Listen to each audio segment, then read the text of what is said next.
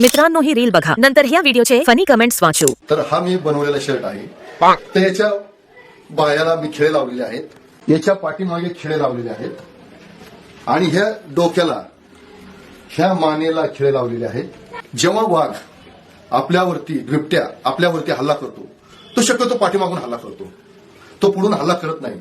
आणि जर पुढून हल्ला झाला तर आपण सावध असतो, आणि जर आपण त्यावेळेस उभा राहिलो तर बिबट्या हल्ला करणार नाही, आपण त्याच्याकडे पाहिलं तर।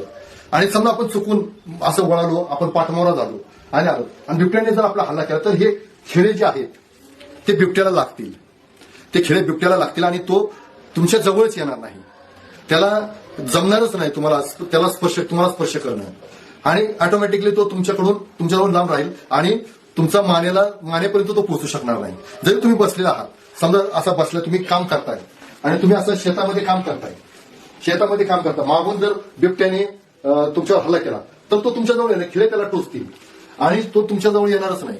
आज तुम्ही बाईक चालवताय, बिबट्याने जर समजा मागून तुमच्यावर हल्ला केला तरी त्याला खिळे येतील, तो बाजूला होईल।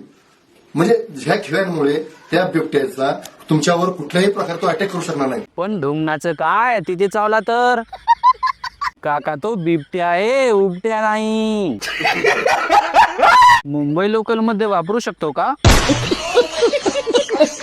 बिबट्याने तुमच्या गोट्यांवर हल्ला केला तर तो बिबट्या आहे, चुतिया नाही। लाईक आणि सबस्क्राईब करा।